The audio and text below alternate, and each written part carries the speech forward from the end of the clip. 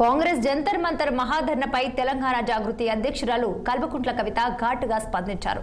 కాంగ్రెస్ నేతలు ఢిల్లీలో దొంగ దీక్షలు చేస్తున్నారని విమర్శలు చేశారు. ఢిల్లీకి వెళ్లి వట్టిగా ధర్నాలు చేయటం కాదన్నారు.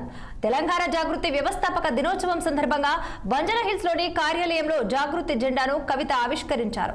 ప్రొఫెసర్ జయశంకర్ జయంతి సందర్భంగా చిత్రపటానికి నివాళులర్పించారు. జయశంకర్ జయంతి సందర్భంగా జాగృతి ఫౌండేషన్ డే జరుపుకుంటున్నామని ఎమ్మెల్సీ కవిత తెలిపారు.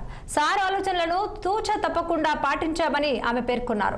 ఇక తెలంగాణ చూడకుండానే జయశంకర్ దూరమయ్యారని ఈ సందర్భంగా స్మరించుకున్నారు ఎమ్మెల్సీ కవిత.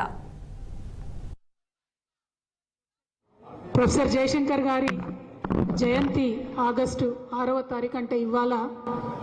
మరి తెలంగాణ రాష్ట్రం రాకముందే అనుకోకుండా పాపం సార్ జీవితకాలం కలగన్నటువంటి తెలంగాణ రాష్ట్రం రాకముందే ఆయన జరిగిపోయినటువంటి సందర్భంలో ఆనాడు తెలంగాణ జాగృతి ఒక సంకల్పం తీసుకున్నది.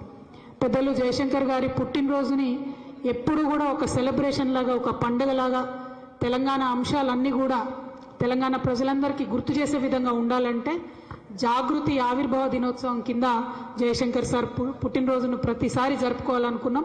ఆనాటి నుండి ఈనాటి వరకు మరి ఆగస్టు 6 అంటే మా తెలంగాణ జాగృతి ఆవిర్భావ దినోత్సవంగా జరుపుకుంటా ఉన్నాం.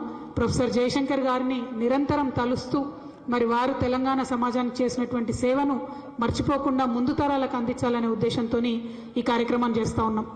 ప్రొఫెసర్ జయశంకర్ గారు ఎప్పుడు ఒక మాట అనేది, తెలంగాణ ఉద్యమం అయిపోవాలి, తెలంగాణ రావాలి, వచ్చినాక నేను మాత్రం ఖచ్చితంగా సామాజిక తెలంగాణ సాధన కోసం, బీసీ బిడ్డల కోసం ఉద్యమం చేస్తా అని వారు పదే పదే చెప్పిండ్రు. ఎన్నో సందర్భాలలో మాట్లాడినటువంటి సందర్భాల్లో కూడా వారు చెప్పిండ్రు. ఒక పక్క గ్లోబలైజేషన్ ఎఫెక్టు, ఇంకొక పక్క ఉమ్మడి రాష్ట్రం ఎఫెక్టు, ఇంకొక పక్క కార్పొరేట్ సంస్థలు పెద్ద ఎత్తున వచ్చి మొత్తం వృత్తి పనులన్నీ ధ్వంసం చేసి గ్రామీణ వ్యవస్థ అంతా నాశనం అయిపోయినటువంటి సందర్భంలో ఒక సామాజిక విప్లవం రావాలి.